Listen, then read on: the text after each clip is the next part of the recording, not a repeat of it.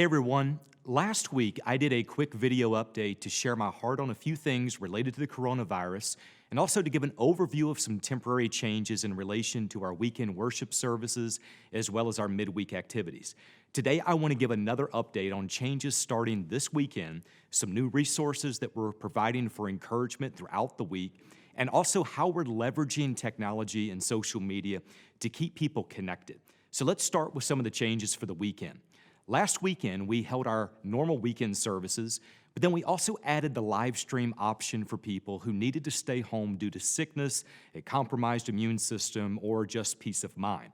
And we've been carefully monitoring news from the CDC, government officials, and changes that are happening right here in Las Vegas. Going into last weekend, we were waiting to see what CCSD would do with schools, when the casinos would close, as well as when the CDC would recommend the suspension of gatherings below 250.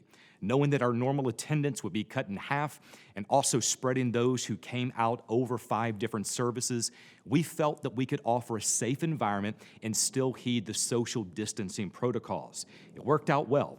But as of last Sunday afternoon, CCSD shut down schools for several weeks. The casinos closed on Tuesday. The CDC moved the recommendation for gatherings to go from 250 to 50 to 10. And then yesterday, our governor shut down the state for 30 days. So in light of everything that's happening since Sunday, we believe the path of wisdom and the right way to love our church, our volunteers, and our community well is to temporarily suspend all weekend services at both campuses and only do live stream for the next month. If things change dramatically either for or against larger gatherings, we'll make adjustments at that time to either resume services or extend live stream.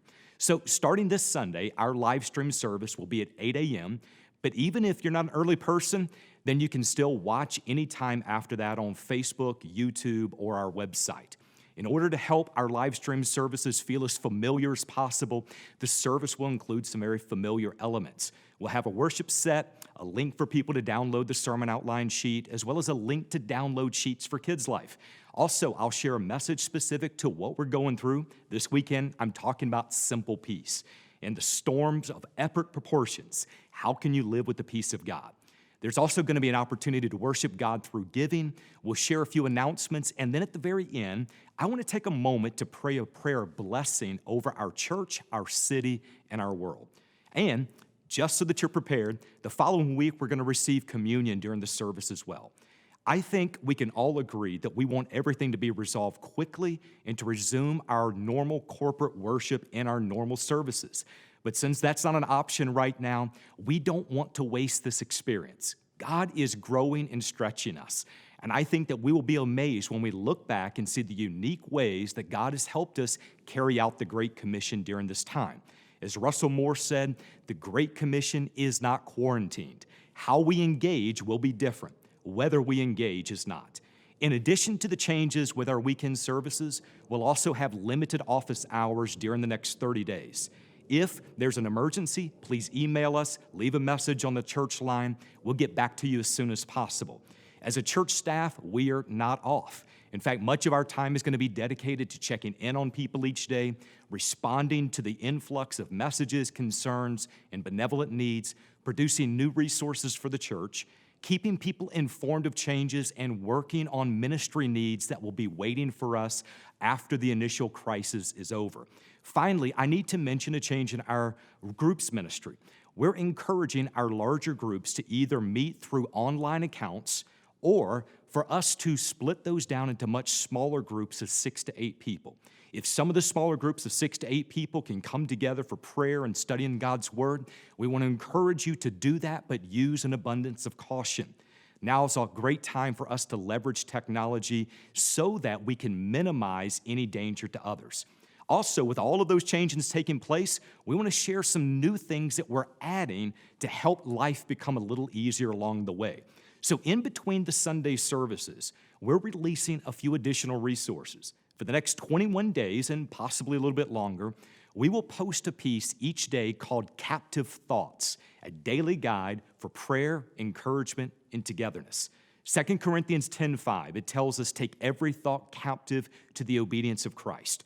In a world that seems to be filled with a lot of bad news, it is really important that we take our thoughts captive and we dwell on the right things.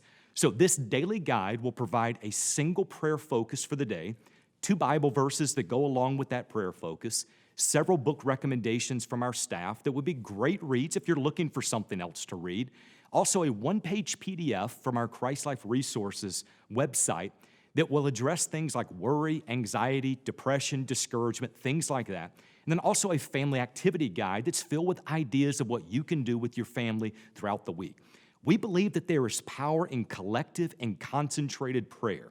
And this daily guide is a way for us to stay in prayer, to stay connected, and to stay focused on positive things that help lead people to spiritual and emotional health. Also, we're going to provide short 5 to 10 minute videos called Kitchen Conversations. If you ever watch the way people congregate at family reunions, holidays, dinner parties, you'll know that people naturally gravitate towards the kitchen. Maybe it's the food, maybe it's the smells, maybe just the comfort of centrality of the activity of the house. Whatever it is, a lot of life happens in the kitchen. So in this crazy time, we're going to try to provide some conversations of comfort. So these conversations will address one major topic that will maybe be 5 to 10 minutes in length, but will help walk people through God's perspective of things like anxiety, hope, depression, things like that. After that's over, we will provide a link for another one of the pieces off of our Christ Life Resource website. Now, we want you all to stay informed of everything that's going on. As for now, please know that if you need anything, just go through and let us know. If you get these resources and they're helpful for you, please take a moment and share them with others. We're making these in general so that other people can also benefit from the same work that's going into these. Remember, God is sovereign. The gospel is still good news. And in an uncertain world, we need a sovereign God. And in a world with a lot of bad news, the good news shines even brighter than ever before. I'm praying for you all. I love you all. And if you get a chance, check in on each other. We're always going to be stronger together. Love you guys. See you this next Sunday on Livestream. God bless you.